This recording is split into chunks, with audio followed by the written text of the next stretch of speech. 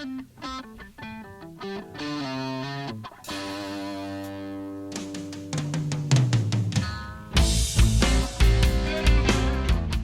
evening and welcome to another episode of The Pain Lair. I'm Max Payne, and tonight we're going to talk more about my family tonight, specifically about my father. I'm going to talk more about my mother tomorrow because I've got to talk a lot about the mental hospital, but I need to finish a sentiment about my father because I was a little bit vague about the way what he probably felt. You know, when he came home and cracked the beer and stand there when my mom walked in and she said, "Eric, you better sit down." All I was saying is, you know, he thought he was 5-6 years away from his house being empty, and all the money him and my mother made just went for them to go have fun and do shit together and travel around the country and see my family. So at the moment my mom said, "Okay, we got another kid to raise," he was 47 years old. That means he was going to be 67 years old.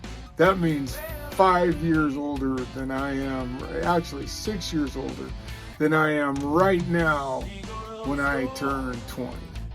That's pretty damn scary.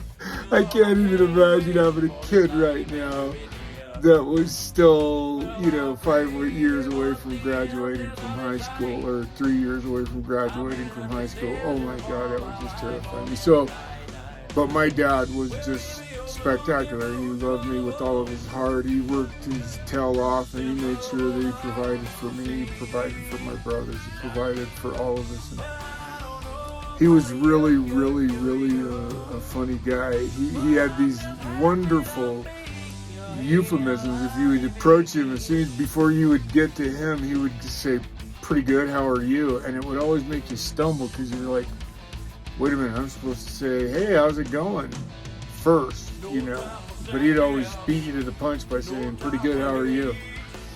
And if you wanted to give, people at the cash registers at stores would give him his change back, and he'd grab a hold of their finger. And then he'd look at him and go, "Well, give a loose of it." And the looks and the expressions people would get on their face when he would do stuff like that. He was really, really funny, and he did a lot of very funny things. And he was a very dear guy, and there were a lot of people at his funeral that just came to say, "Hey, thanks, Mr. Peterson, for making me feel good." And by gosh, if I can accomplish that in my life by making a few folks feel good by telling stories and honoring the people that came into my life in the past, my mother and my father, well, then I'm going to do so. And this is another example of how I'm going to do it.